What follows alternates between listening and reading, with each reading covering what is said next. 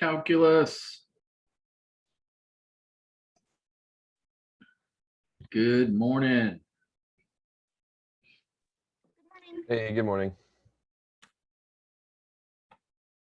It's a fine day, and it is good to see you all. And let's see, what shall we start with?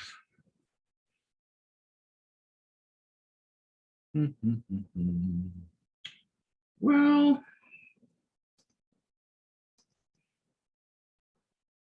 that's not what I wanted to do. Let's start with something simple and get our brains warmed up. What you say, this is math. It's all simple, right?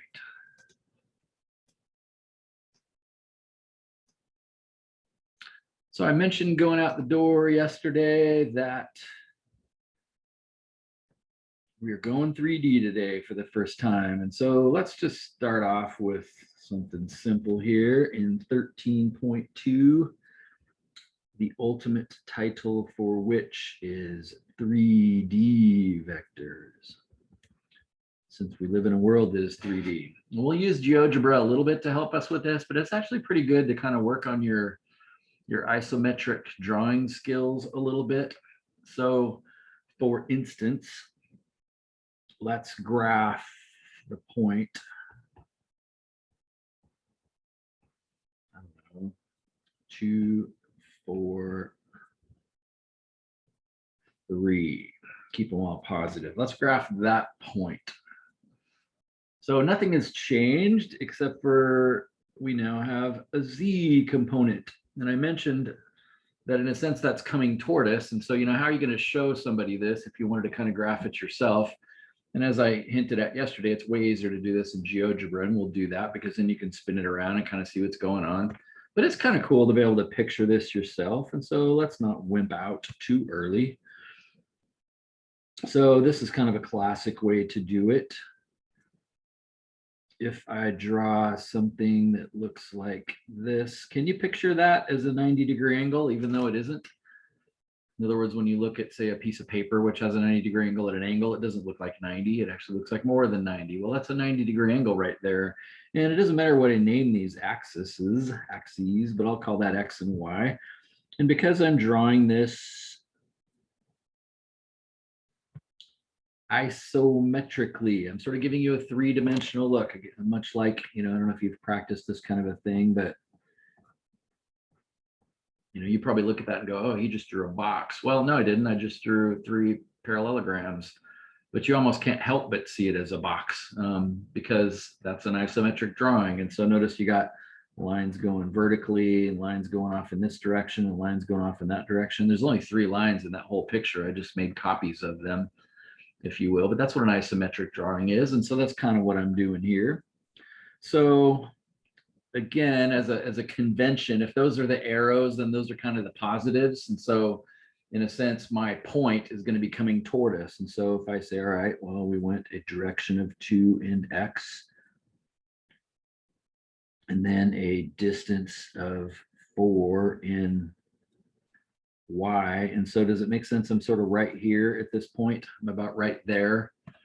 And now I've got to go up a distance of 3. And so if I go up a distance of 3, well, that's how far that is. So all I'm trying to do is just visualize what I just did and then copy that distance over here. So, you know, to kind of help you picture it, if you will, you could do something like this. So you kind of saw it working its way over there.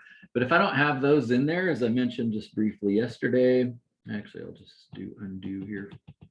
If I don't have those in there, it's actually extremely hard to picture where that point actually is. Let me stick it back in there now. Let's make it a different color. So it's about right there, maybe. So if I gave you that on a test and said, tell me the coordinates of that point, you'd have no hope in getting the coordinates of that point. Does that make sense? But armed with a little bit of, you know, first I went over X and then I went over Y. And then when I got to here, then I went up there. that kind of helps you see, oh, I see where that's going. And so this isn't that complicated. It doesn't really add much to what you already understand. But of course, we're now going to be able to ultimately live kind of in a 3D world. So there's a point, but I could also graph the vector 2, 4, 3. As I said yesterday, if you put little chevron or less than greater than signs around it, that's kind of a symbol that, hey, this isn't just a point now. And if I took off from 0, 0 to it, that would be vector v now. Remember yesterday, though, there's nothing saying it has to start at 0, 0. If you can pick any point you want and then just go 2 in the x, 4 in the y, 3 in the z from that point, then you found vector v. There's nothing saying it has to start at 0. But again, all this represents ultimately is just a force.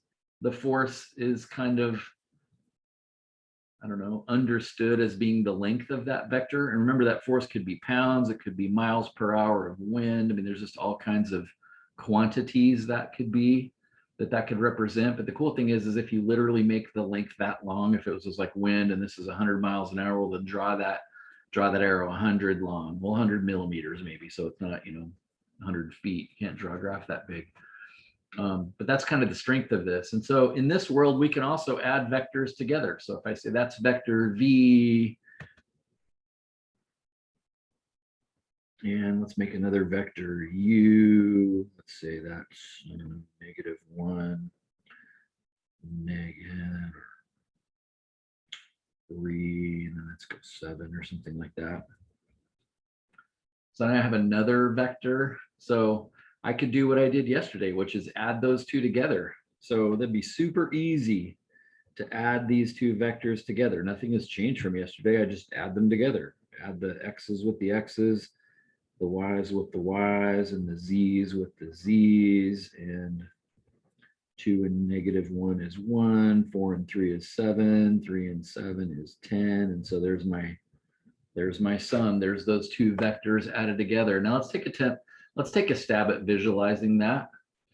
I already drew v, so I think I'll leave it alone. So I'm going to kind of draw v plus u. Remember we said yesterday, it doesn't matter which one you do first anyway. So there's v. And now I'm going to from there go -1. I'm going to give you a second to kind of picture this. Can you do this? Can you go -1 and then 3 and then 7? Now, just so this doesn't work out so weird, I'm going to go back and make that a negative so that this becomes, I just realized it was going to go off my graph, so why not fix it? So from this point at the end of v, let's now add u to it. And so I would go 1 in the -x direction. So would you agree that's about 1? Again, I'm trying to stay parallel to the x-axis over here, but I went backwards, right? I went in the other direction. So I think I just went -1. That's awesome. And now I'm going to go 3 in the y direction from there. Again, I'm trying to stay parallel to y over here.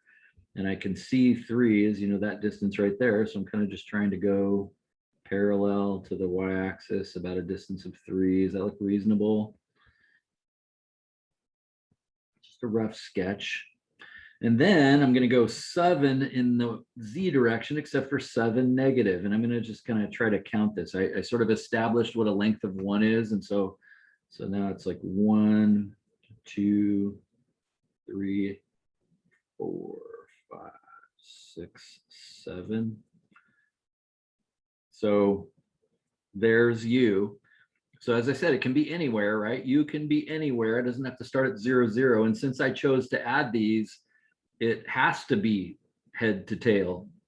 Again, if I draw you something like this right here is not the answer. That's not adding vectors. They've got to be head to tail. You got to think of it as like, oh, the wind blew it this way, and then the engine blew it that way. And so then where did the plane actually fly? And it's got to be head to tail, or this addition concept does not work.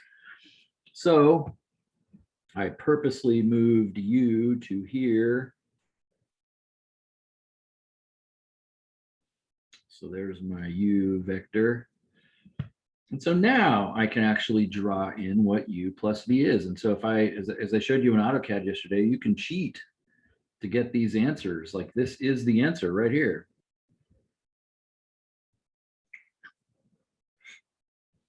There's u plus v, or v plus u. Now, again, on a test, notice without kind of drawing this with a computer program or something, I can't really count that. But let's try. Like now that we actually kind of did the math, if you look at that pink vector, can you say, yeah, that's 1 in the x direction, 7 in the y, and -4 in the z? I don't know about you, but I'm thinking it's not 1 in the x direction. Doesn't it look way more than 1? Doesn't it look like it's way out here? Well, remember, you're seeing this 3D, so you're all screwed up. Let's just try to count that and see if this is actually reasonably close. So if I was to go 1 in the x direction, that would take me to here. Whoop, that's not what I wanted to do. That would take me to here. And then 7 in the y direction. Okay, 7 in the y direction. So I'm going along this way. Let's see, 1, 2, 3, 4, 5, 6, 7. So it's about right there. So I'm kind of cruising along until I go right there. So there's where I landed. And now 4 in the y direction. 1, 2, 3. Well, look at that. Sure enough, that really was 1, 7, -4. Sure didn't look like it, did it? But again, it's really hard to see things in 3D. And so this works in 3 dimensions, and my AutoCAD program works in 3 dimensions. I could actually type all this in AutoCAD and spin it around and we could look at it. It's easier in Desmos, or I'm in GeoGebra. But that's kind of cool. And so we didn't really learn anything new here, right? This is just adding a dimension. But of course you can appreciate, wow, that's kind of cool. Like, man, we're actually, like, wind can blow in any direction now, and planes can fly in any direction. They're not flying on a flat surface. They can take off and go up in the air and then turn, and it's like, wow, we can actually live in the real world now. Never really considered that we weren't doing that before, you should sort of think.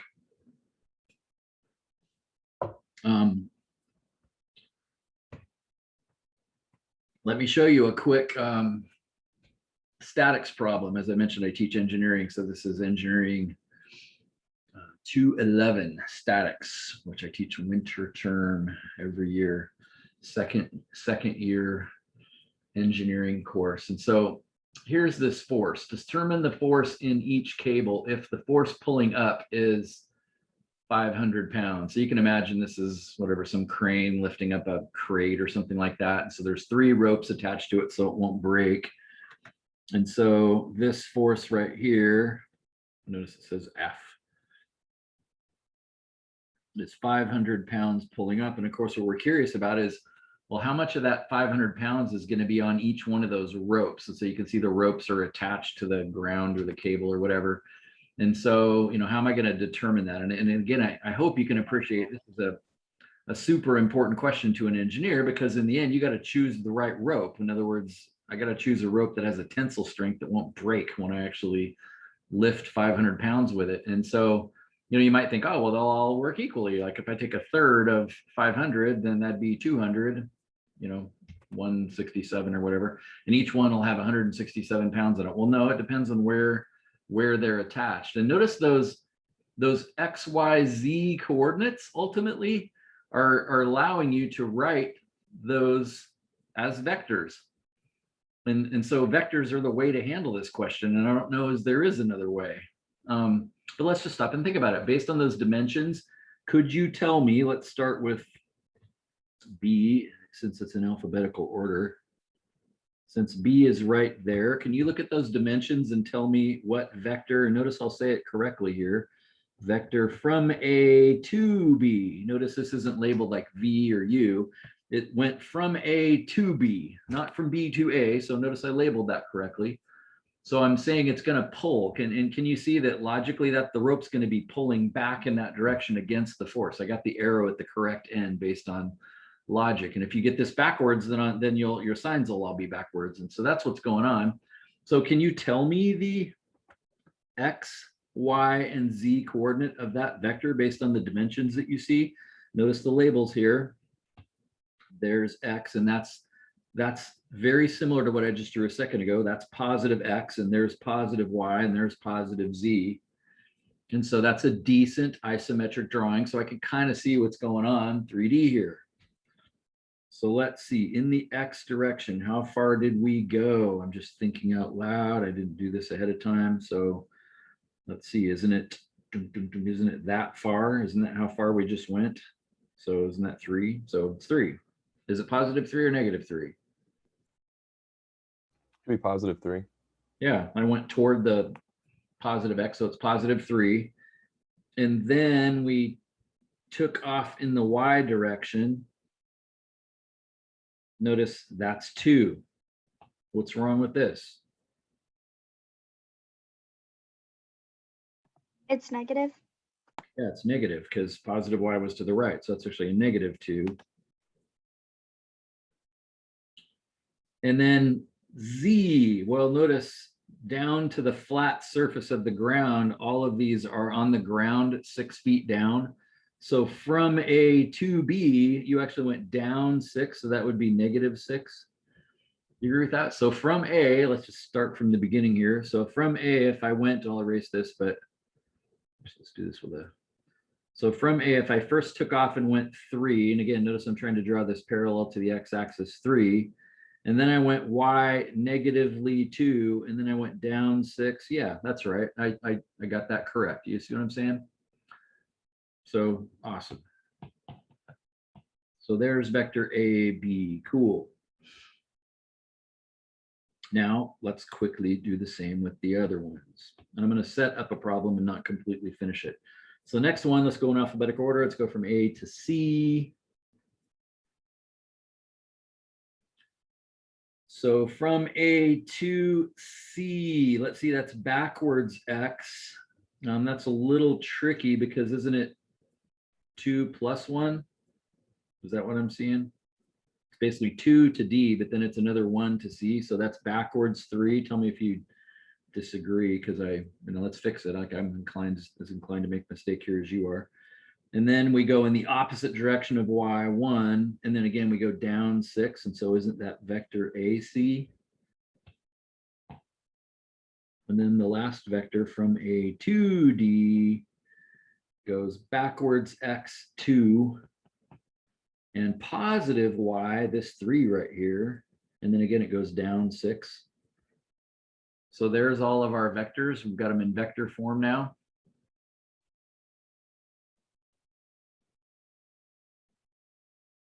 Again, I'm showing you the purpose of this stuff, which is not what you're seeing in your assignment. This is just kind of neat.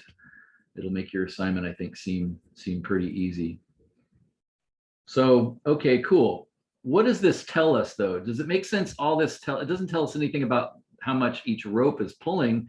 It just tells us what direction it's pulling in. Does that make sense? And I guess we could do, well, could we do Pythagorean theorem in 3 dimensions, like with 3, 2, and negative 6? Could we do Pythagorean theorem in 3 dimensions and actually know the length of that? The answer is yes, we can.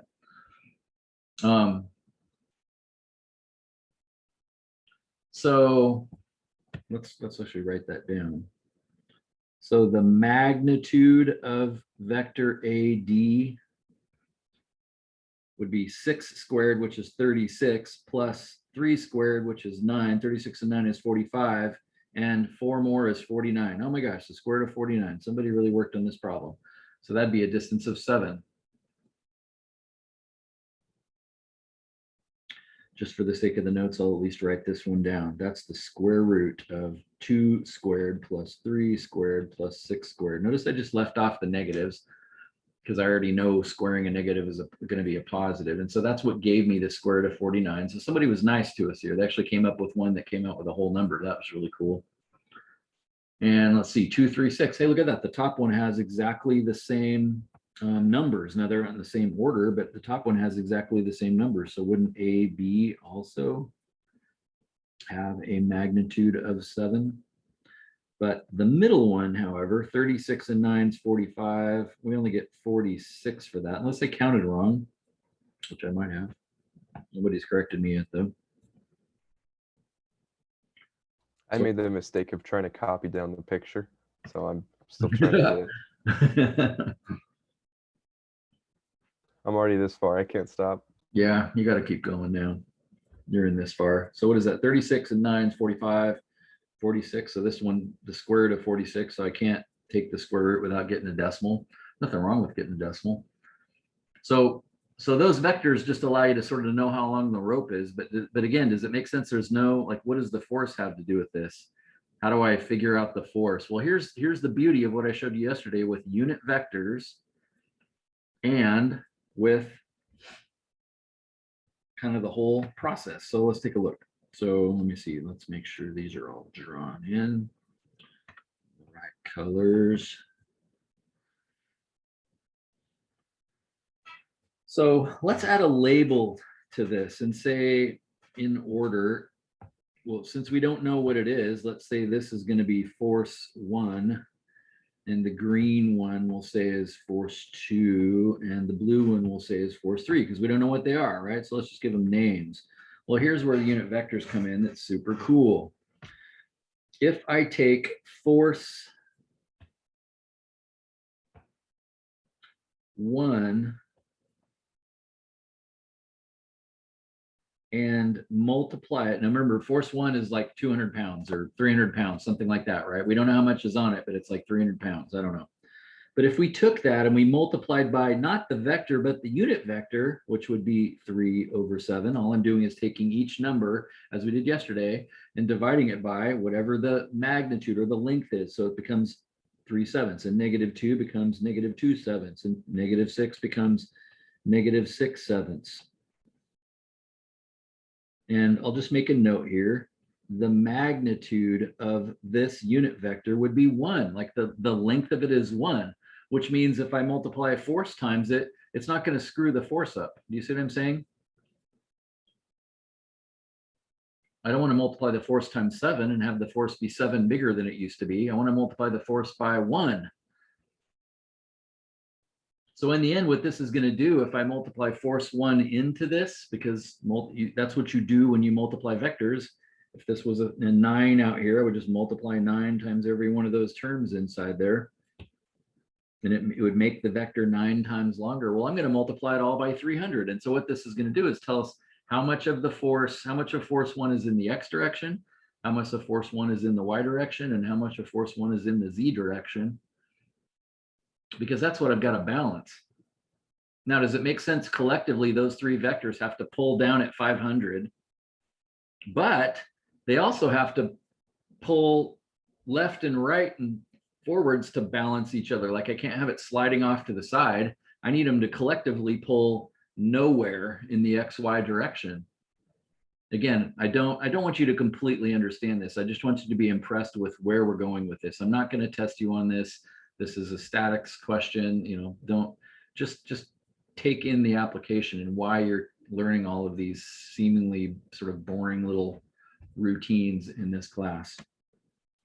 So in the same way, I will do this with all of the other ones very quickly. So I take force 2 and multiply it by that vector. So that would be -3 over, well, its distance was the square root of 46, and -1 over the square root of 46, and -6 over the square root of 46. And lastly, with the blue one, the same thing, the third force multiplied by -2/7 and 3/7 and -6/7. And so those are the unit vectors. So all unit.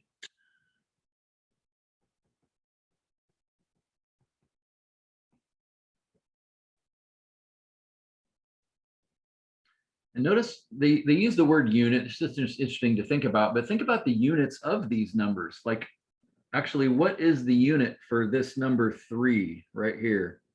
What's the unit for that number in this picture? That was 3 what? Well, feet, right? And then isn't that 7 also feet? So that means if you come down here and you divide 3 feet by 7 feet, you get 3/7, like no unit. That's not feet anymore. So they use the word unit vector because it's like that's a distance of 3/7, but it's like unitless, it's directionless. And so when I multiply this by force 1, which is in pounds, I'm literally going to get pounds for that. Does that make sense? Force 1 times 3/7. Basically, whatever force 1 is, 3/7 of it is devoted to the X direction. It's pulling 3/7, it's proportionately 3/7 of it in the X direction, negative 2/7 of it, which means backwards in the Y direction, and down 6/7 of it. And collectively, if I did Pythagorean theorem on those numbers, they would add up to whatever force one is. And so now, as long as you understand that this is kind of your X's and this is your Y's and this is your Z's, we are now ready to dance. So here's what we would say. We need the sum of the forces in X to be 0, which means we don't want it getting pulled in the X direction. We need it to be 0. That's what the word static means, is doesn't change. So what are our forces in X? Well, looking up above, I see that I have force 1, I'll say 3/7. Let's get the right color. I have 3/7 times force 1. But then I have minus 3 over the square root of 46 force 2s. Aren't these all the values that are actually contributing to X? And then finally, don't I have minus 2/7 of force 3? And all of those have to be equal to 0. They have to balance each other out so that this thing isn't moving in the X direction. I need it to just be pulling straight down. Since the only force is pulling up is pulling straight up, then I need the resisting force to pull straight down, not sideways, not off some distance in the X direction. I need it to be nothing in the X direction.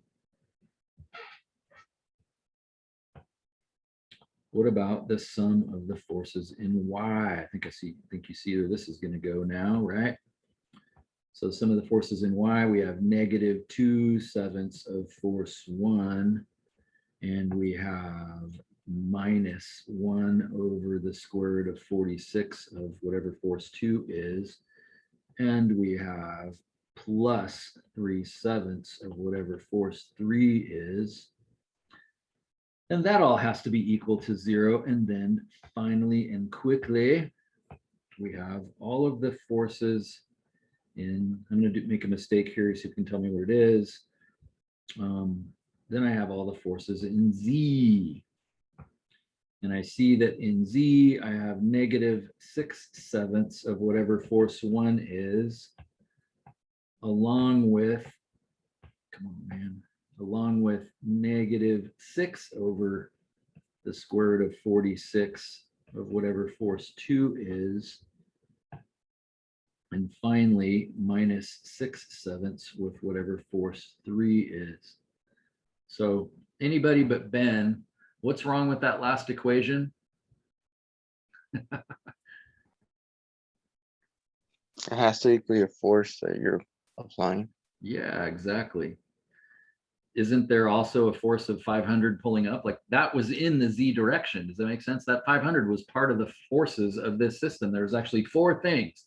1 rope pulling up, 3 ropes pulling down. That was pulling straight up. It had no force in the X, no force in the Y. That's why those were equal to 0. But these forces actually have to equal 500. Does that make sense? Not 0. What if they can exceed 500? What if they exceed 500? Is that what you said?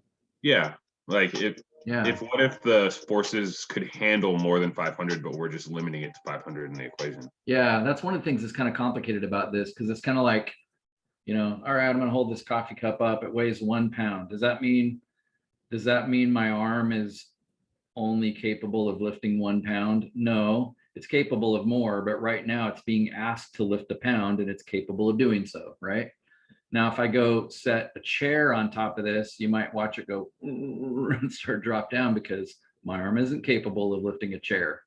Or, you know, in the case of a rope, it would just be snapping in half. So it's basically, can those ropes pull back against 500 pounds without breaking? If you hang them on there and it doesn't break, then the answer is yes. Obviously, as an engineer, you can't do that. You got to know it's not going to break. So yeah, it's more of a capacity, really. Gotcha.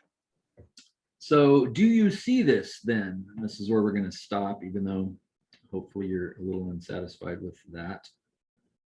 Do you see this as three, just simply three equations with three unknowns?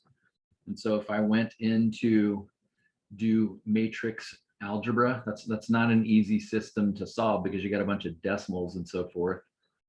Yeah, let's do it. Why not? So if you're taking Math 261, this is in the end one of the reasons you're studying this. If you're not, using machines to solve this for you is really a cool skill that you don't want to not know. So I'm just going to pull up that virtual TI, since this is that's one of the great tools for this. What did I just do? I did something dumb. What did I do? Share screen too. So if I go clear, I want to go second matrix. I need a 3x4 matrix. Did you notice that that had 3 rows, X, Y, Z, but it actually had 4 columns. So I need a 3x4 matrix. And so if I go in here and switch this to 3, hit enter, switch that to 4, hit enter. Notice it sets me up with 3 rows, 4 columns. Notice it's too small. I can't see the right one, but there's a couple lines over there that tell me, hey, there's a little more over there. Well, now I'm going to start typing in stuff. Now, in order to use this cool cheat button, you got to know that the equal sign is technically on the right side of this. So now I'm going to start typing in all of my coefficients. So the first one was 3/7. I hit enter. I move over. The next one was -3 over the square root of 46, which again, I'd be more than welcome to change to a decimal because it does that for you anyway. Next one over was -2/7 and enter, and it just moved me over to the right. You see it moved me over there. That was equal to 0. So that one's equal to 0. Hit enter, it moves back to the start. We had -2/7 for our X coordinate. Notice this first column is all the X's. And then the next one is -1 over square root of 46. Again, all the stuff I've written down, if I'm by myself, it's pretty unlikely I'm going to type every single thing I just did correctly. Like, it's pretty tough to, work on any math question, even if it's easy, and not make some stupid mistake. So hopefully I'll get lucky and I won't make any mistakes. So then it was 3/7. That was also equal to 0. And then we get to lastly to the Z equation. And again, I got to have the 500 on the right side. So that's the disadvantage of this. So our X coordinate was -6/7. Our Y coordinate, actually, I guess these are all Z's, but was -6 divided by the square root of 46. I see why they tried to make some of these easy. And the last one was -6/7, just like the first one was. Oops. Please chime in if you see me do anything dumb. And then lastly, 500. And so now I have everything entered in this matrix, and in linear algebra, you learn the logic behind this. But if I now say second quit, I go second matrix, and I do something in math called reduced to row echelon form. Those of you taking 261, have you got to that yet? Reduced to row echelon form? Oh yeah, we're past that. Past that, okay, We good. do that by hand. We're really, Giant pain, giant pain. yeah, we do that stuff by hand. Yes, well, you should do it by hand for a while. There was no other options when I was in college, man. Everybody missed these questions because it's really easy, but you're going to make some stupid math mistake. So if I say reduced row echelon form of matrix, in my case, it was named matrix A. Bam. Now you got to learn how to read this though. This first column over here was our X coordinates, right? Those were all the force ones. So look, it says force 1 force 1 plus no force 2s plus no force 3s is -256. Oh, so force 1 is -256. Correct. Force 2, -113. Force 3, -210. Of course they're negative because they're all pulling down, right? They better be negative. That means I got the arrows right. Wait a minute. Yeah, I think that's right. I think maybe we made a mistake when we did the list of the Z forces because that our 500 should have been added originally, which means it would get subtracted on the other side. Because I did this the first time, but then I put in -500 and I got the positive forces. Yeah, I think you're right. I like how you said we made a mistake. That was awful kind of you, Ben. What a nice guy you are. Let's see, equals da. So 500 is pulling up. They're all pulling down. Yeah, I think you're right. This is a, something y'all don't need to understand. I was a little bothered by the fact that those came out negative. So I think, to Ben's point, all this is going to change is we're just going to get positive answers, but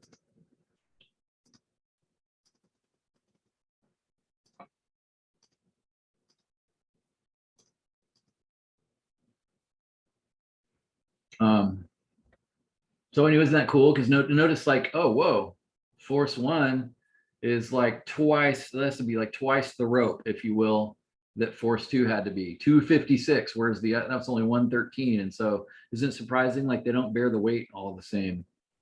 Again, it's very dangerous. I mean, I did this kind of fast. I would really, if I was doing this as an engineer, I'd want to really go back and like check all my work, because all I have to do is miss one negative sign, or look at one line wrong or whatever.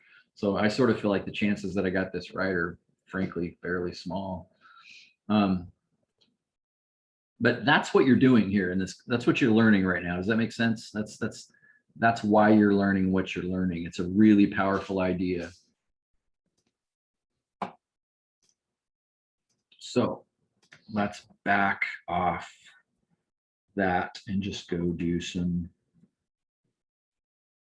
of the work that just kind of builds up to that. And what I just showed you actually, in a sense, taught you in context half of what you need to know today already.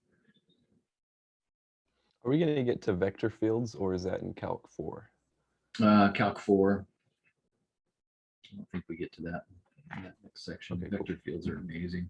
Yeah, vector fields kind of like, the wind is blowing. Well, it's not just everything blowing the same direction. Like sometimes there's a current that kind of wraps off to the right, and this blows off to the left. And so you have vectors everywhere. And this is true for gravitational fields, electromagnetism. And so you're not just looking at one vector and trying to add it together. You're looking at a whole field of them. And so, if you looked outside and you say, hey, look, there's wind out there. If you could actually see the directions it was traveling, it would be, they'd all be kind of generally aiming the same direction, but they would veer off of each other. And you think about maybe wind going around the wing of a plane or something like that. It's super.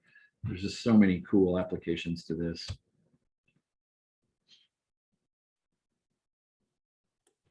Yeah, I think people should take Calc 4 before physics, or it should be required, because in physics there's a lot of like electromagnetism and stuff where that's involved. And so Yeah, learning how to speak kind of this language of math a little bit before you get to physics is good. But again, it's also it's kind of hard to learn things unless you learn them in a little bit of context. That's why I'm always kind of throwing that stuff at you. Okay, well, let's play around with this a little bit. So let me ask you this. This is kind of an interesting question.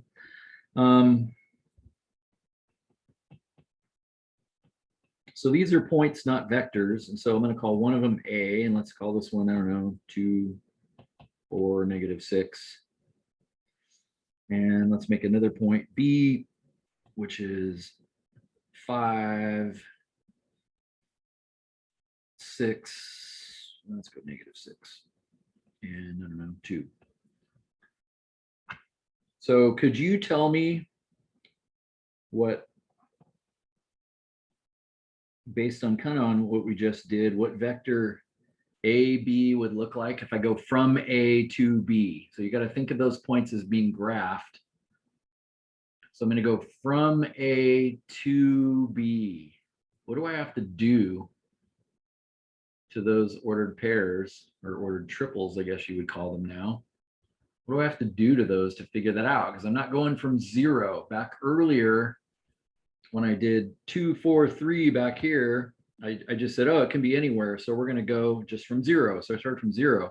But now we're basically saying, no, you're going to start from here. And then you're going to go to here. What do you have to do?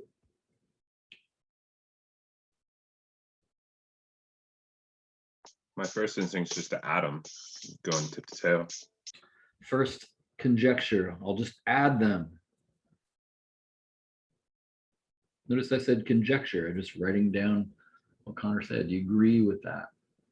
Would that work? Kind of what we did Yeah. back here, right? I mean, it's a reasonable conjecture. I think you'd go from the endpoint from B and then subtract A. So you're saying you'd subtract and kind of, I think that was Martin that said that. I didn't look up. You're basically saying I would go B minus A. And so it'd be 5 minus 2, which is 3. -6 minus 4 would be -10. 2 minus a -6 would be 8. Right? Well, let's play around with that a little bit.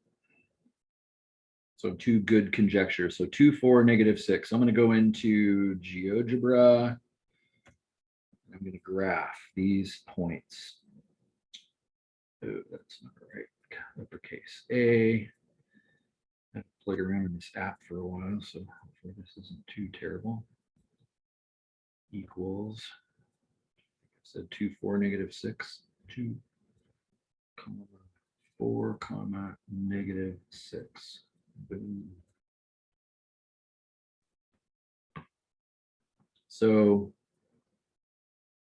notice this is kind of cool because if you turn it just right, and again, you got to stare at the arrowheads. And so 2, 4, -6. Notice if I turn it this way, you can see the X is 2, Y is 4.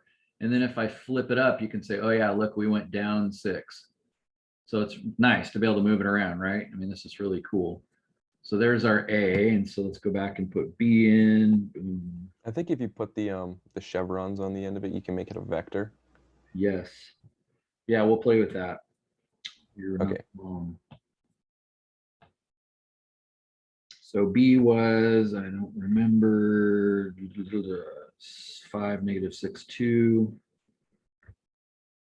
So B is 5, comma. I didn't notice that these weren't vectors. Yeah, so notice that's what's kind of confusing about this is, am I graphing a point or am I graphing a vector? And I will show you some of the things about how GeoGebra works in this regard. Well, in our homework too, I accidentally put parentheses instead of the vector lines, and it marked it wrong, even though I had the right numbers. So Yeah, which it should, because if you write it the way I just wrote it, you're telling somebody an ordered pair. So again, I want to look at this from the sky and see if this makes sense. And it's always nice to turn it so that X positive is right and Y positive is up. And so I look at B and I think, yeah, right 5, down 6. Yeah, I'm seeing it. And then up 2. Well, I can't see up 2 right now, but if I rotate it up, it's like, oh yeah, up 2. Cool. So here's one way to get a, that's not good. How do I do undo? I think you can move those points. And so here's something kind of cool in 3D GeoGebra. If I start, and there's more than one way to do this, but I'm just going to type it for now. If I type the word vector, as I said, I'm not very good at this. So there's probably shortcuts to some of these things. But if I say, I would like a vector, my friends. So I don't think I need the equal sign if I remember right, but I want it to go from A to B.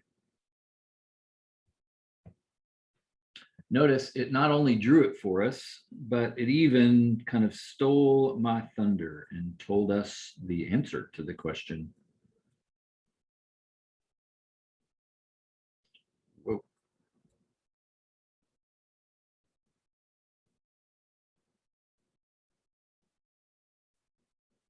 So let's look at it in XY. Well, so I'm looking straight down at it. Well, how far did it go in X? Like from A to B, how far do you have to go in X?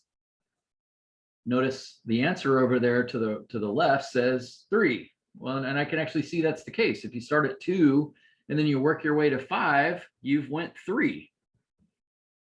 And then look at the Y direction. Notice you're going backwards. You're not going positive, you're going down. Well, if A was at 4 and then B was at -6, then that's 10. And so, but it was down 10, -10. So notice it's -10.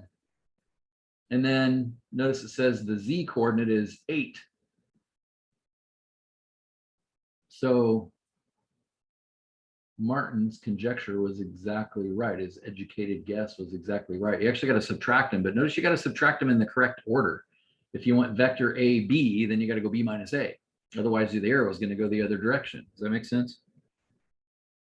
So I don't have to have a vector starting from 0, 0. It can start anywhere. That's the vector 3, negative 10, 8 is no different than one that started at 0, 0, 0. It's all the same. But this just one particular just wanted to start it somewhere else. Notice it's kind of weird in GeoGebra that it actually, first of all, I said vector A, B, and it said you got to give it a name, and it said I'll call it U. That's something that's interesting in GeoGebra. If you use uppercase letters and you say A equals, and you put it in parentheses, it thinks it's a point. If you use, this is something I only learned recently, if I use lowercase v, which is also, you know, just a letter, and yet if I come in here, because I think it sees those less than and greater than signs as less than and greater than signs, but if you say v and you say 3, negative 10, 8, 3, comma, negative 10, comma, 8, like it thinks that's a vector. Isn't that kind of weird? Because I use lowercase letters. So So Doug, just confirming you do A minus B. So you, for the Y value, you do 4 minus negative 6. no, other way around. If you're going from A to B, you go B minus A. So you go negative 6 minus 4, which is why it came out negative 10. So you got to Okay. subtract kind of, because you're going from A to B, you got to subtract the larger one B. You got to go B minus A in order to make that happen. So do you agree those are the same vector actually? And notice it's kind of hard to see unless I spin it around. And the cool thing is with GeoGebra, you can kind of, and this is, I have this on my iPad, so this is effectively a phone. It's a phone app. I think it was free, but I can't remember. I did this last year. If it wasn't free, it was like $2 or something. But if I grab this and kind of swipe to the left, you know, and let go of it, it just kind of keeps spinning like that. So it's kind of fun. I mean, what a world we live in that we can actually visualize this stuff and actually see it working and, you know, spin it around. I can literally see the 3, the 10, the negative 10, and the 8, as long as I just spin the axis in the kind of the correct direction. So we didn't spin it in Z. And the other thing that's kind of cool about this is I can go over here and turn that off. But, you know, if we're going from A to B, can you see the distance is clearly physically positive 8? I'm starting at A, which is down below, and I'm going up 8. I can just count it. You moved it a little bit. You might need to undo. You dragged the tip of it a little bit. What do I need to do? Oh, I moved something? Oh, Yeah, yeah. you. Stinks. Oops. Hope I can just keep undoing until it. Thank you. So that's kind of cool. We can kind of play around and visualize this. And so again, it will help you to kind of check your work and to visualize what you're doing if you learn GeoGebra a little bit, just to be able to play around.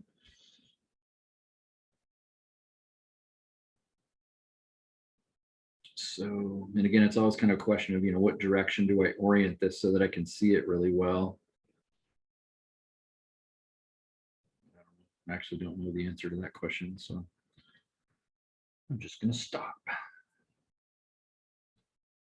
So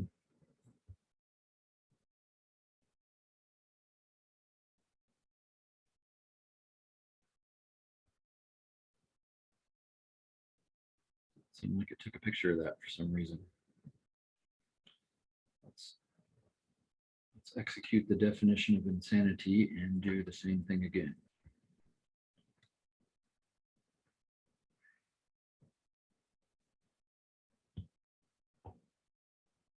Hey, that's why people do it, because it is not. Sometimes doing the same thing again does actually work.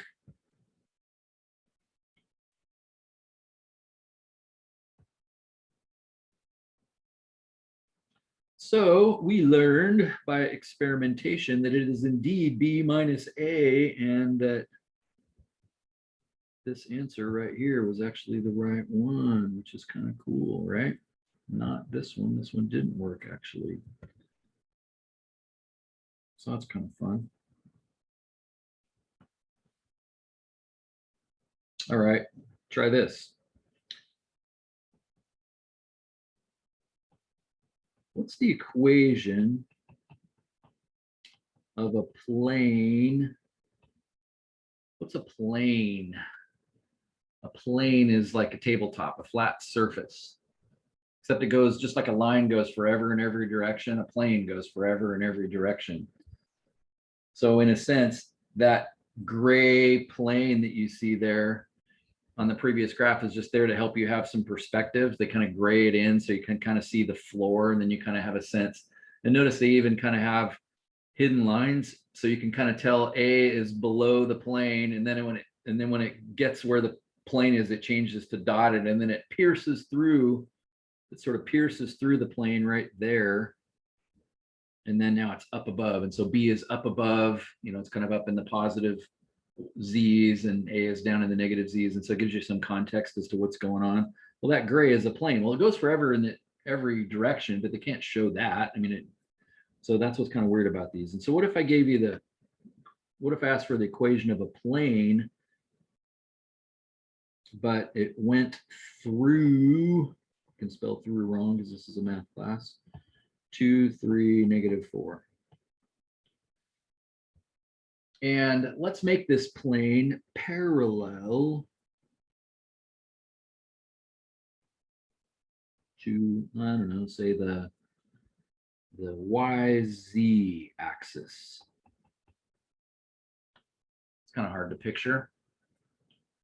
Parallel to the YZ axis. Your brain should kind of feel like you're exploding a little bit. Just gonna give you a second to think about that.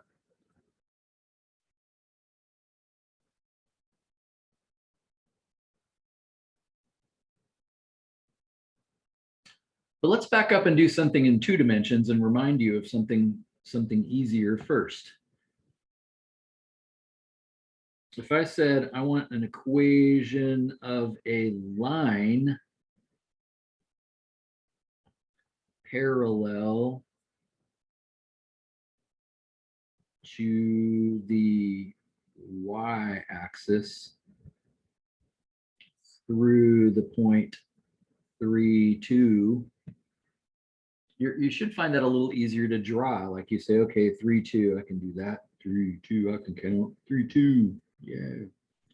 And then my line would look like this, right? So there's my line. Drew it. Cool. Do you have a memorized way of telling me the equation for that line? I hope not. I hope you say, what do all those points have in common? Well, this is the point 3, 2. This is the point 3, -1. This is the point 3, 0. I hope you say that, hey, it doesn't matter what y is as long as x equals 3. Boom, that's the equation, right? You don't have to memorize that. You have to think about slope and all that stuff. Well, it's the same in our world. It's the same thing in our world. So let's just see if we can draw this thing. This is going to be tough, right? This is going to be difficult to draw. So let's see if this is the x-axis and this is the y-axis. This is the z-axis. And I want to graph the point 2, 3, -4. So 2 in the x, 3 in the y. So that puts me right there. And then 4. 1, 2, 3, 4, -4. So there's my point. Again, it kind of helps to sort of show the progression of how it got there. Take off at 90 degrees, take off at 90 degrees. And so there I am. So I want this to be parallel to, let's see, the YZ axis. So parallel, okay, how's that going to look then? Well, this is really hard to draw. Take a stab at it. I'm just going to try to draw, well, a plane, like a flat piece of paper that kind of goes through this. I'm trying to draw that parallel to Y and this parallel to Z. And so you have to picture this as kind of going forever in every direction. But does it make sense? That's roughly the idea. And I could come back and shade it a little bit if I wanted to. But it's like, again, it's the same thing we just did a second ago. What do all of those points have in common? If I think about all the points that make up that green plane, just like a second ago, we thought about what's all the points that make up this. We said, oh, all of them have x equals 3. And we don't really care about the other points. What do all of the points on this green plane have in common?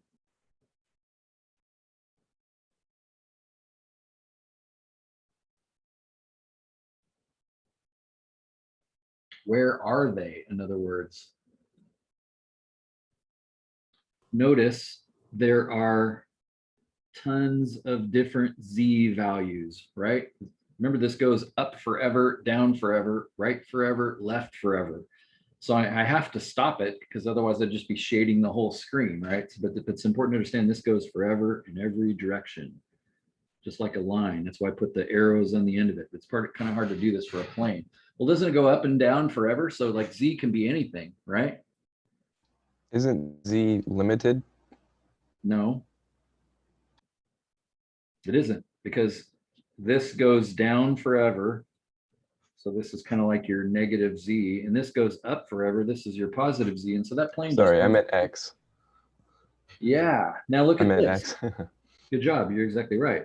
Notice y goes forever to the right and forever to the left, but the x is limited. What is x? All of these only have one x coordinate. What is it? 3. Yeah, it's the same exact thing as before, based on the fact that, no, not 3, 2.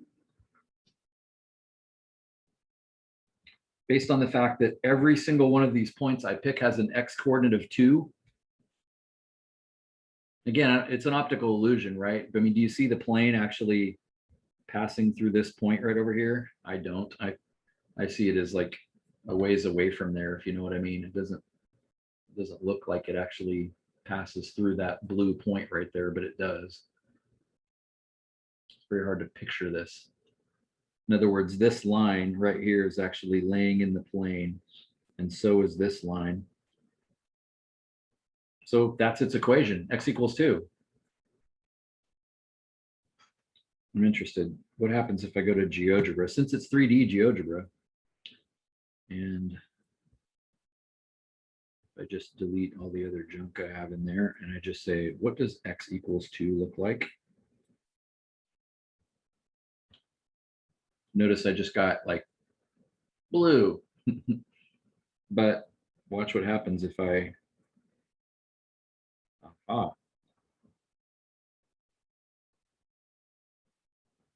that's what I just drew. Does that make sense? Notice how, because I'm straight above it, all I see is kind of like a line, but if I just kind of tilt it a little to the left, see how it's trying to, visualize it's going forever in every direction. But like that plane is literally parallel to the blue and the green, the YZ axis. Now we're going to play around with what a plane is tilted and so forth, because in the line world, that's the most boring line, right? Horizontal. But if it's like, what if the line's angled? Well, we can have a plane angled, and we're going toward equations of things that are 3-dimensional now. And this is the simplest one in this world. A line is the simplest kind of animal that lives in 2 dimensions, and a plane is the simplest animal that lives in 3 dimensions. Now you can have a line in 3 dimensions too, which turns out to be weirdly complicated. But that's kind of cool. So again, it's wonderful to have a 3D drawing of it, right? Because I think you probably agree, when you looked at my drawing just now, it was like you weren't seeing it. I wasn't. I drew it and I couldn't see it. But that's kind of cool. All right, well, there's one other easy one.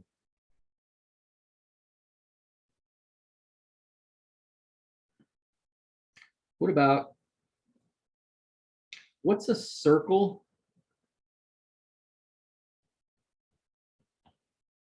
What's a circle in 2D? In 2D, if you say, all right, to keep it simple, I'm just going to put it right there. And if I decided to make the radius 3, you would say, no problem. So it looks, something like this. Oh my gosh, it's horrible. Close enough. Who cares? So the radius is 3. You might say, oh, I know what the equation of that is. It's Pythagorean theorem. Again, if you thought of it that way before, that's not the equation of a circle. It's just Pythagorean theorem. Because isn't every point on the circle over x and up y? And there's a radius. And so you say, hey, Pythagorean theorem says x squared plus y squared equals r squared. Well, that's what I just wrote over there. That's the equation of a circle. So what do you think a sphere? What do you think a sphere would be? If you jump to 3 dimensions. Have a plus z squared. So perhaps conjecture would be, it'll be x squared plus y squared just plus a z squared equals 3 squared. You think that'll be a sphere? I mentioned a second ago, Pythagorean theorem works in 3 dimensions. I didn't kind of take the time to draw all that out. But it works in 3 dimensions.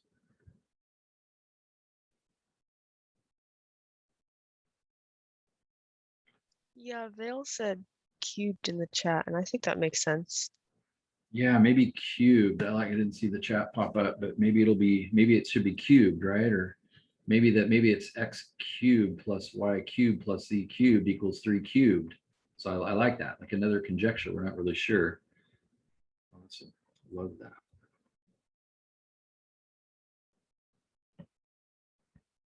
To that end, let's just think about this for a second.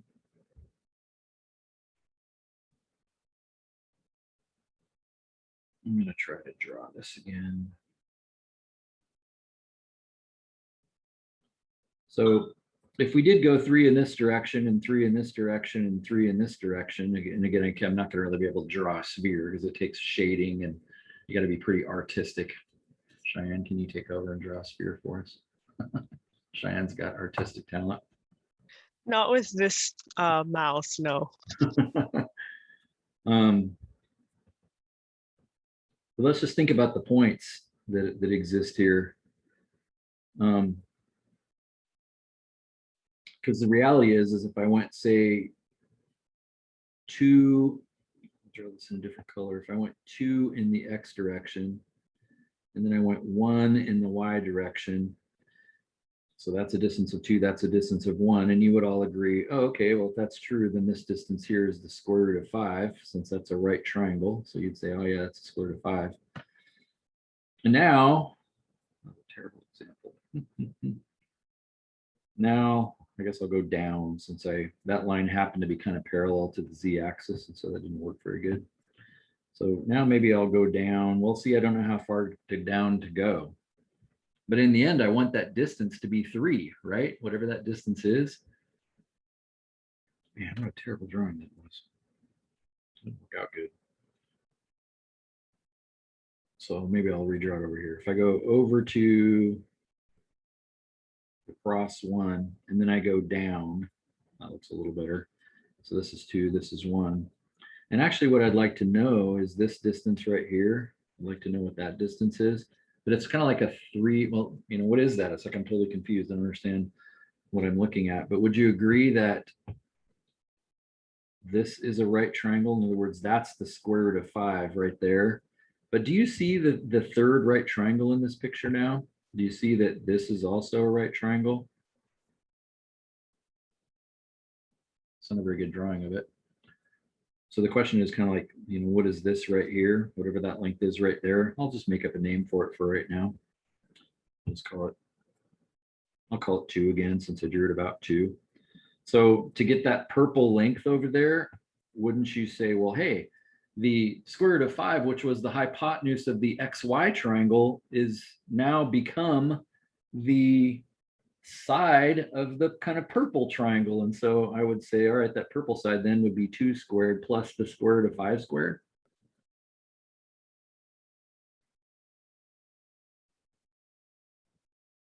Which is actually the square root of 9, which is actually 3. And so that point is actually on the circle. Does that make sense? That's a distance of 3. The purple line is a distance of 3. So that's one of the points on the circle. Well, did you notice all we really did to get that is go 2 squared plus 1 squared plus 2 squared? So this is Pythagorean theorem in 3D. And so it is true. You actually don't have to cube it. If I go over here and say, what is x squared plus y squared plus z squared, it's already sitting there. I love this, equals just 9. I indeed do get a sphere of radius 3. So isn't that kind of cool? It's like it jumps up a dimension. I think it was an excellent conjecture that those would be cubed. I completely resonate with that. I think that's interesting that it wasn't true. This business of jumping in dimension and what do you do with that is kind of a cool one. So again, it's just kind of cool to stop and look at it, you know, from this direction and say, well, sure enough, that's 3. Like it's a radius of 3. If I spin in another direction, yep, look at that, it's 3. It's 3 in every direction. So that's kind of cool. And you already know this. You already know this, but this would of course be,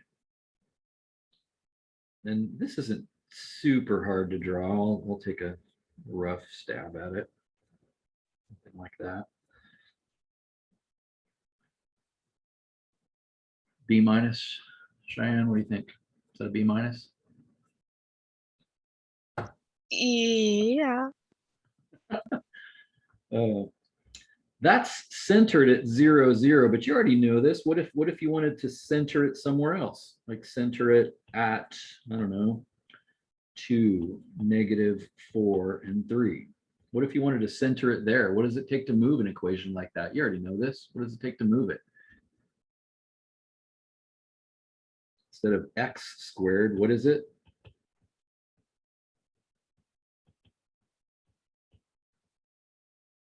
Just -2.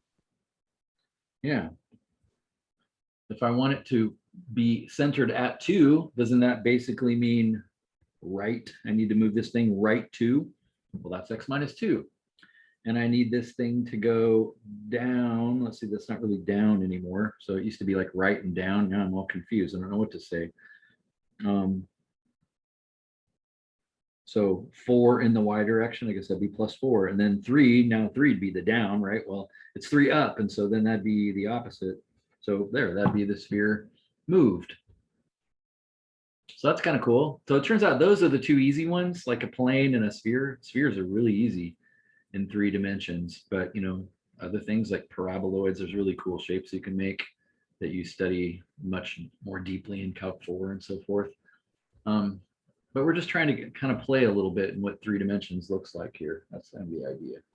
So if X and Y are normally H and K, does Z have a special letter to it as well? That's a good question. Like the normal equation that you're talking about is like, this is kind of always referenced as H and this is K. The answer is, I don't think I know. Like I'm sure in your textbook, I'm sure they probably gave something to it. In a sense, in our world, it'd be better if they got called I, J, and K, because that's kind of I is X and J is K, J is the Y and K is the Z, like in that world. But yeah, that's a good question. Actually, I don't think there is a convention for that. I might be wrong about that, but that's a wonderful question.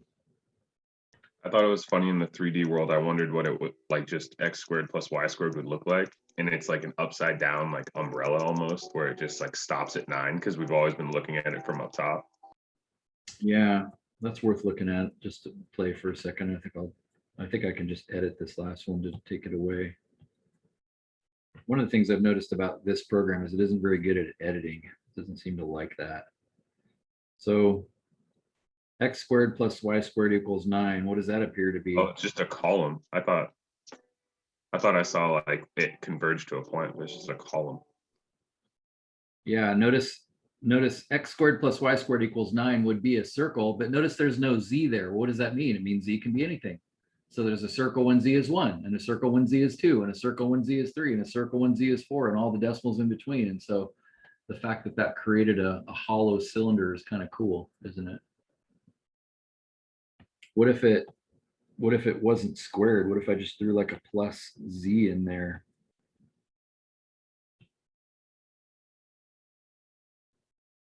Oh, maybe that's where I saw it. So I mean, there's some really kind of fun shapes. And just to give you a precursor, if you know, are thinking about taking Calculus 4, if you look at that as kind of like a mountain and you said, I think I'll go climb that mountain over there. Can you appreciate calculus applies to that? Like, number one, it'd be like, well, what's the volume of that mountain? What's the surface area of that mountain? What's the slope? You know, like I'm hiking on it. And if you get near the top, notice it starts to flatten out and you're like, oh, this is getting much better now. Whereas if you're down at the bottom, it has a really steep slope, right? Well, so could we find the slope of that at different points? The answer is yes, we could. Could we find places to hike that were level, like hiking around? This is really easy to see, but just hiking around in a level situation. So it's like, it's Calc 4 is really cool. I don't know if you don't have an actual reason to take it, but you're, you know, not dead after this term. It's just, it's really neat.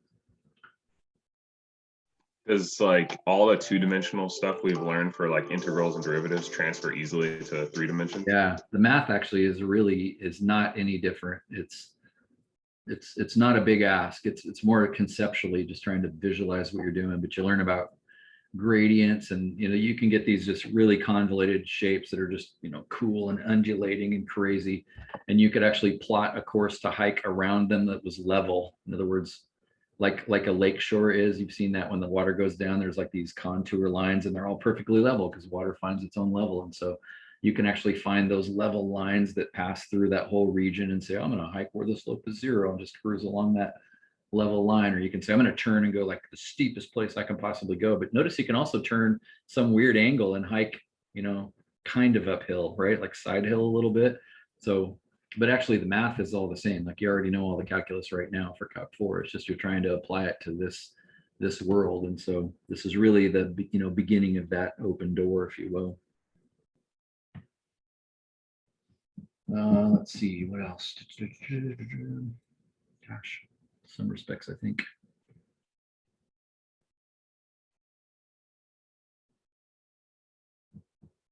Let's do this. So with respect to a circle, then, what if I gave you this? Let's see how much you suffer from this problem. Example, sphere. Can you find the equation for one that was centered at, we'll say, -1 to 4. So there's the center of it. So that means it's moved around. But then let's say it passes through a point. So I'm just going to give some point out there in space. So it passes through this point. 3, 4, -6. Let me give you a second to think about that. Could you, now you should understand that the centered part is not, that tells you where it slides, and that's really easy. So all you really got to figure out is the radius, because that's all that's necessary is the radius. You already know it's x² + y² + z², but it's like, how are you going to get the radius? Think about that. Let's give you a second. Can't we just make it super big just to be safe, or no?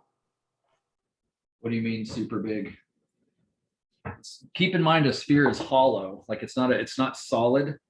That graph is actually hollow because every, like in the last we did, every single. So everybody understand Martin's question, because it was a good one. He's like, let's just make it huge, make the radius 500, then it will certainly go through that.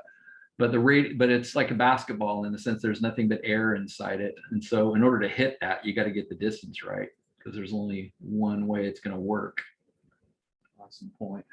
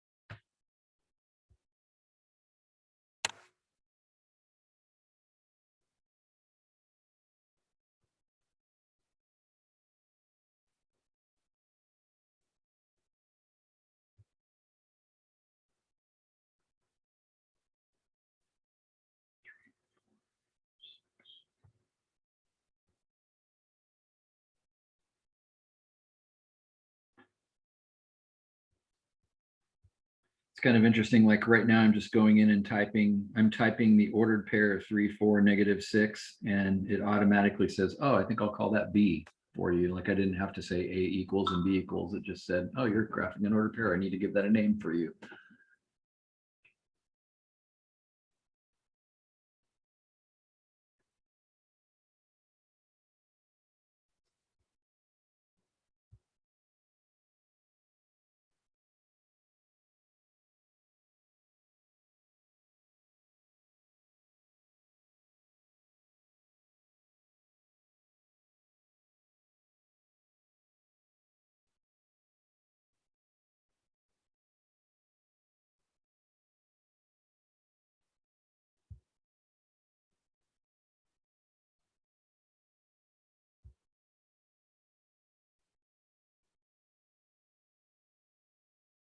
What you're doing.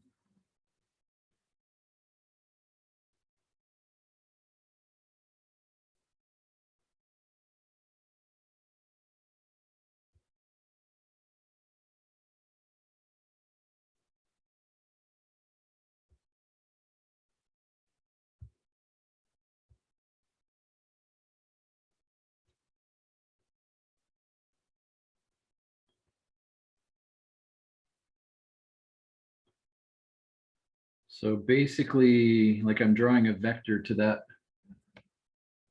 that point right there. Well, don't you already know how to find that vector right there? You know how to find that vector because that's the radius, right? What I just drew is the radius of the circle. You know how to find the length of that vector, don't you? And based on what we did a second ago, does that give you an idea, or does that confirm or deny your conjecture?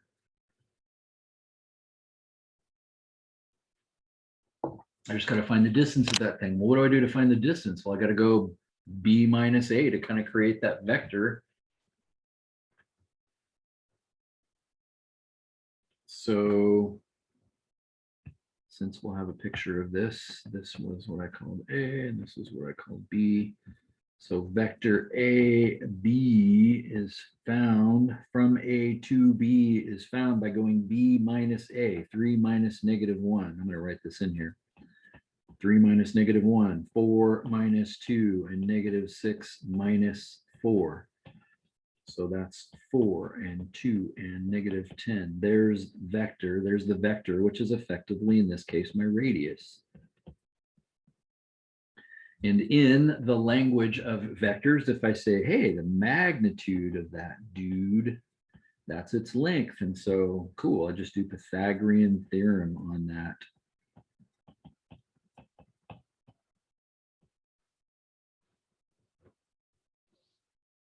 So what is that? 100, I can do that in my head, 120. So that's the square root of 120. That's the length of it.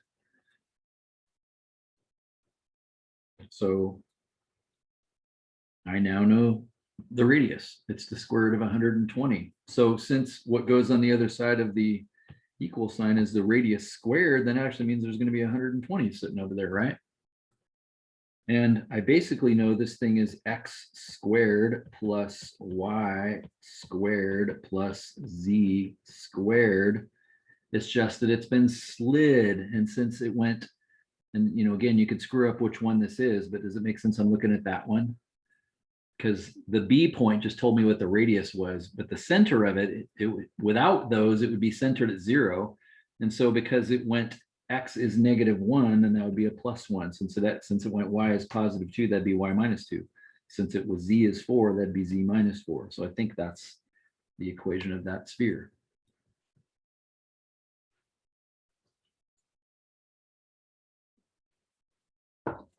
Let's see if we're right, and then we'll be done. So kind of check my work over here and see how we did. It's kind of cumbersome to type all this junk in. X minus or +1, we said +1, close the parenthesis, hit squared. That works, cool. And then plus, we said parenthesis y -2, close the parentheses, square it, and then plus z minus 4. Close the parentheses, square it, and finally equals the square root of 120, but squared, which just gives us 120. Notice again, it's really hard to kind of see this unless you turn it just right. See how if I turn it right there, it's like, oh yeah, look, that's on the, if I turn it here, I can't really tell that that's right.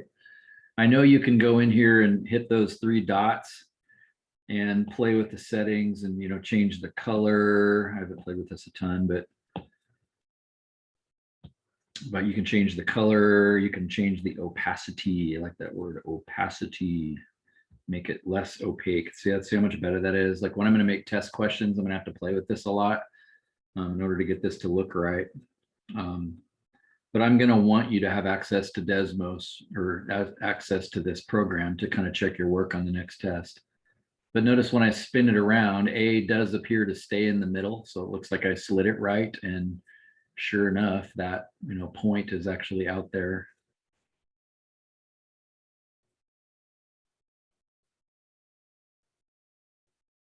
So I'm not going to do this because we're out of time, but something that occurs to me that'd be kind of fun is there a way I could let B be slidable in this? Like I chose the 0.34 -6, but is there a way you could make B slidable so that I could go slide B in and just watch it kind of like stay on the surface of the sphere and slide around and be kind of anywhere?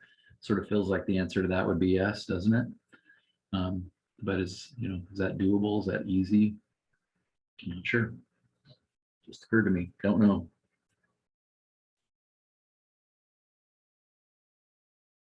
So I see something I don't like. I can't seem to expand it. See how you can't see all that? It says, it looks like it says equals 12 because there wasn't room for the 0 on the 120. So I can't, I'm trying to grab that to slide it, like to make it a little bit larger so you can see 120 there, but I can't seem to get it done. So, all right. I don't think you're going to have any trouble with this assignment from here. Again, I'll forget that I said this as I do every time, but you're more than welcome to start each class by saying, because I'll forget to ask, hey, before we start, I could get number 7 right or whatever. I'd love to talk about that as a group instead of just with people after class. That's always a positive thing to do. So, all right, how's your brain? Is it kind of blown away by the inclusion of this larger world? Connor and I are kind of getting weirded out by how to use like the correct notations with 3 variables. Like if you have, like, would it be f of x equals xz? Because f of x says wherever there's an x, put whatever in the parentheses, right? Yeah. I'm thinking it'd be like f sub z and then in the parentheses fx and then close parentheses, close parentheses. Yeah, so let me say something about that really quick. We're done if you want to leave, but that's a really wonderful question. And this isn't something we're going to have to do in our class, but it's something you do in Calc 4. In other words, you say, hey, y equals 3x plus 2. That's what we used to say. And we said, well, yeah, it's the same thing. But what is y? Well, y is a function of x. In other words, if you want to know what y is, you say, well, I can't know until you tell me x is 4. And then I say, oh, okay, well, now I can know why, because it's a function of x. It depends on what x is. That's what the word function means. It depends on it.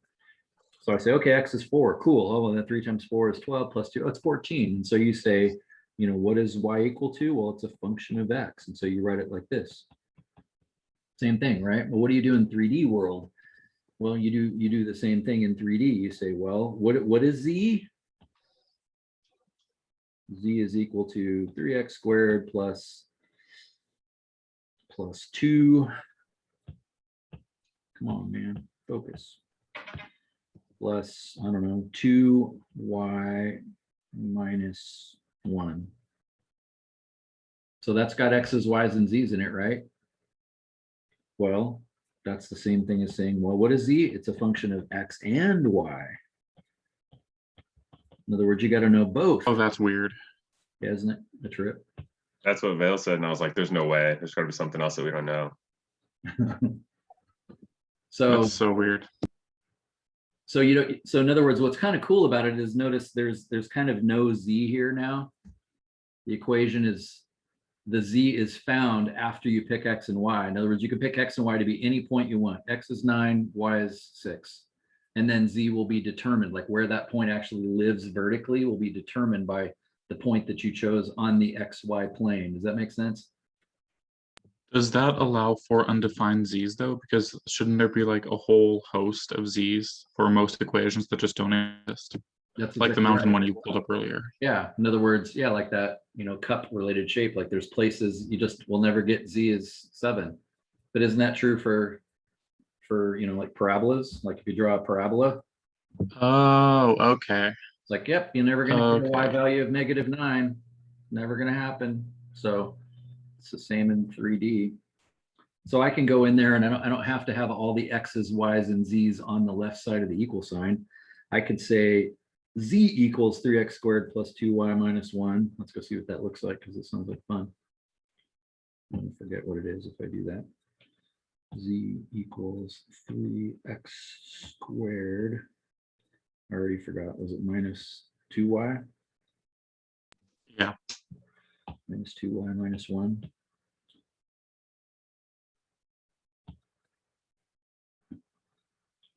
So, you know, like what is this thing? Notice it's very hard to even picture what the heck this thing is. It's a folded piece of paper, an infinitely long folded piece of paper. Yeah. So I want you to see what it is though.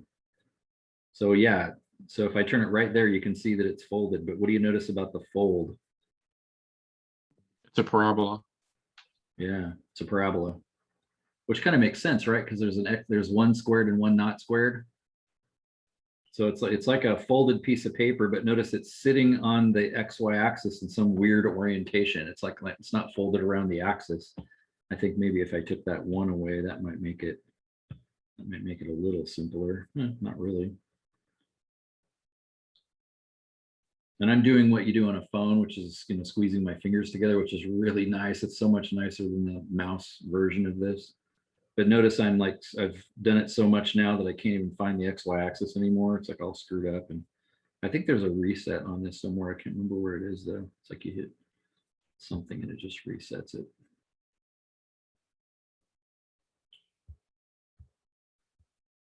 I'm just pushing buttons right now.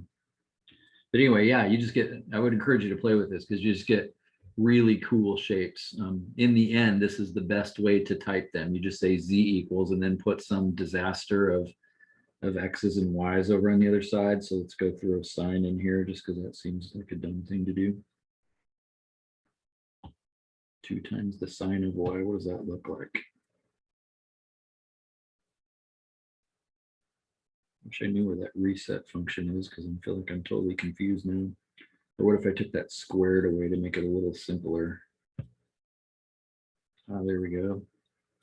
Made fiberglass. Yeah, exactly right. It's like one of those corrugated roofs. It's like a plane that's a sine wave now. And it's like, it's just the world this opens up is crazy. And so, you know, to say, hey, I'd like to know the surface area of that corrugated roof that's like a sine wave, or I'd like to know what the slope of that is. It's like laid at an angle right now. And I want to know what the slope of that thing is. Man, how do you do that? That's really cool. Yes, I got X and Y axis back again. So slope is specifically change in y over change in x. So do we have a different word for like change in y over change in z, or change in x over change in z, or whatever nonsense it'd be? Yeah, see, the problem with this is the problem with slope in 3D is like, I'm not going to flip this. I can flip this over because I have a double cup here, but separate what's spilling. So let's say you're hiking this right here. Does it make sense? You have all kinds of options. In other words, would you agree this is the worst option? Let's go hiking. And you say, I don't know if you can see this. You say, let's go this direction. That's all wonky, isn't it? Yeah. There we go. It's like, yeah, that's not a good direction. You're rock climbing when you go that direction. So, what's the slope? But does it make sense if you went this way? Well, that's not so bad. That's kind of what I meant earlier when I said side hilling. So it's like, how do you figure the slope out when there's like tons of slopes? Would you agree if I hike this way, the slope is actually 0? You're not going up or down at all. So it's like, how do you talk about the slope of this when it's more like it depends which way you start hiking? How steep is Would your you climb? Well, it depends. plot- Would you plot a function on the 3D function and then take the slope of that? Like find a function that can exist within the set of like any line can exist in a plane, right? So you select any line and it works. And then if you move up dimension, any plane would work on a sphere. I don't know that. I don't know where that's going, actually. Never mind. Yeah, I mean, your brain should be blowing up trying to think about how this works. In the end, you got to say, well, if you say what's the slope? Well, you have to answer a further question first, just like you do for a parabola. If I say, what's the slope of that parabola? You would say, well, where? Because the slope is different places. And so the where on the mountain is, well, what direction are you going? I'm going this way. Well, the slope is 0 there. What's the slope this way? 12. So you have to list what direction you're going to go before you can actually talk about the slope. Now that's only though if the slope is a line. What if the slope is like not a line but a plane? So if you just pick a point somewhere on it, if I take this curved mouse right here, does it make sense that if I lay this piece of paper against this curved mouse, like that's a plane tangent to the mouse right there? So there's only one of those. Like if I tilt it sideways, I'm at a new point now. Does that make sense? So there's only one tangent plane at a point, but if you're actually going to make a path, there's thousands of paths. So it depends on which one you're on. And so that's kind of what Calc 4 is really dealing with. But the thing that's so cool about it is like, that's kind of what the real world's like. I mean, you're not walking on a parabola, you're walking on a mountain that's a paraboloid that's shaped that way. And so nothing is really new. You don't have to learn anything new, but you got to like expand your mind to another dimension. And we saw that today in the sense that, like what's a sphere's equation going to be? Is it going to be cubed because now we're in 3 dimensions? It turned out, well, no, it's actually still squared, but we just have to add one letter to it. We had to add a Z to it, but it's still squared. It's like, I got to just adjust my brain around it. So one of the things you study in 261 is kind of the concept. Well, it's like, well, could I have a sphere in 4 dimensions then? X squared plus Y squared plus Z squared plus W squared equals 3. And now that's like a 4. Yeah, hypersphere. So the answer to that is yes, mathematically, but it starts to get very difficult to kind of, picture, and people played around with, does that exist? Does that not exist? And, what does that mean? And, so it's weird math because math just works in as many dimensions as you want it to work. You just lose the capacity to kind of visualize it and so forth. So. Yeah, tesseracts are fun. Every side is another cube. Yeah. I've read just a little bit about that. I know what you're talking about. It's really cool. And there's coloring and so forth, so you can kind of see what dimension it's in, and yeah, crazy stuff. Assignment questions or, other stuff, chime in. I wanted to quick talk to you about the cable question. I know we're not gonna be testing on it, but something's just like bugging me because we talked about the 500-pound like limit that we were talking about, and I got different reduced row echelon values than you did. I got 1 negative, which I don't know what that means, but it does kind of equate to under 500 pounds. So is that kind of like the guess and check, like how you know that it's accurate? Or I mean, how do I know that? Because obviously there's just so many places you could make a mistake. Like, how do we know Yeah. I'm right and you're wrong, or vice versa? Yeah. So in a sense, the only thing we could do is, I'm going to share screen again to get back to where I was.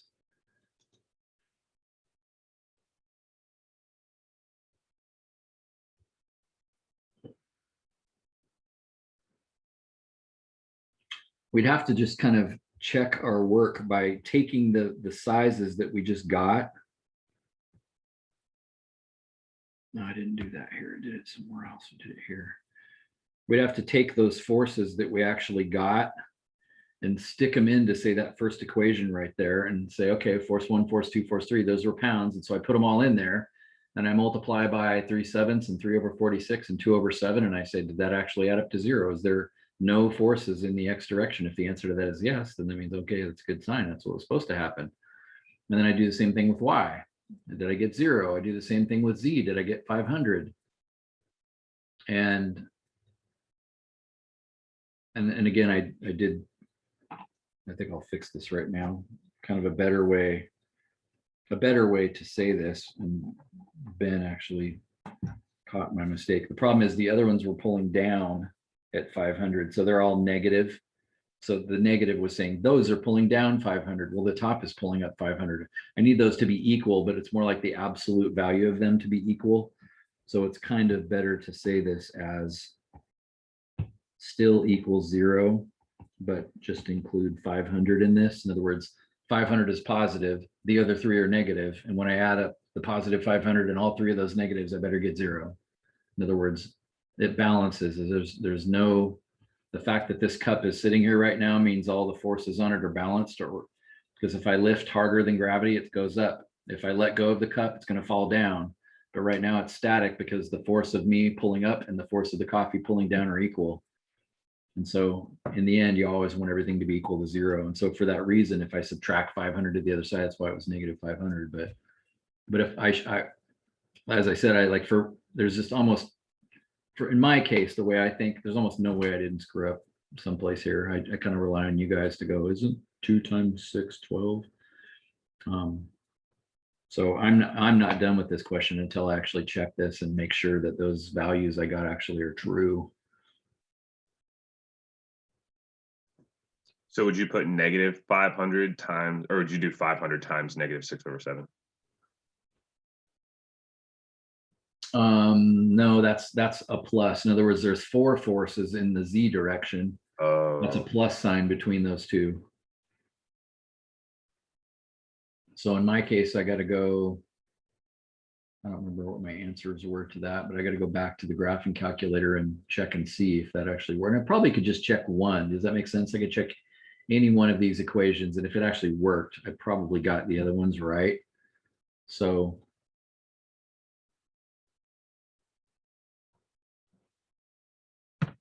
kind of do that while we're talking here.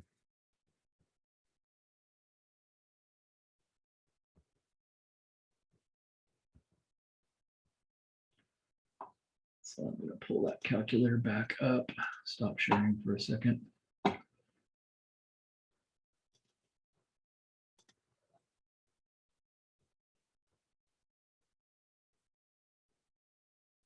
So I got force 1 is 256. I'm going to just round it off to 257. And 113.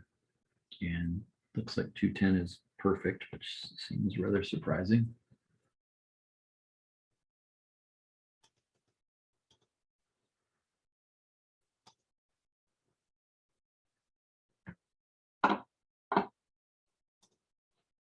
So now I'm just going to pick the, I'm going to pick the Z equation.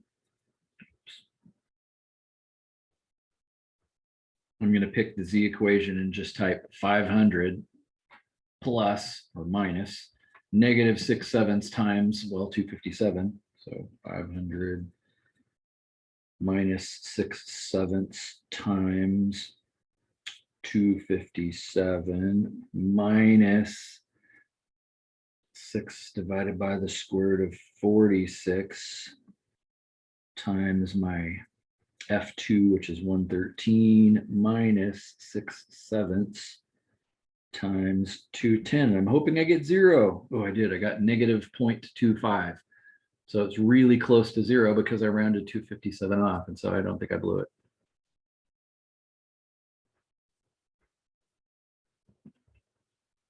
I definitely blew it somewhere. That's good. That's the way we want it. I'm the teacher. I'm not supposed to get these things wrong. Even though I do every day. I was also going to tell you, I did that problem where you can't hit the walls at the very last homework assignment, and it worked really well. Oh, the question was good. It was awesome. I tried to, guess through it. Like I was just in a hurry and I was like, this will be easy enough. So I tried to do like a little guess and check business, and I could always get like basically until the last tour I needed to get through the door. And finally I broke down and just did it mathematically the whole entire way from start to finish. And then I clicked enter and got it right first time. Like, and it was exactly where I mathematically thought I would be. Like, I don't know how it did it. It was really, really awesome. I sent you a message, but I didn't know if you'd see it. Oh, cool. I didn't see that yet. That's awesome. Yeah, it's kind of fun. I mean, and the other part of it is you can kind of see like this is how, I don't know, the whole computer animation world. It's like the foundational part of kind of how the computer animation world works. And obviously got to take it to 3D and allow it to fly along curves and things of that nature. But just the concept that I can send things to different places, and it's pretty powerful. Yeah, I just didn't expect that that power in my open math, to be honest. I know. Keep going. Other questions or thoughts? I just wanted to see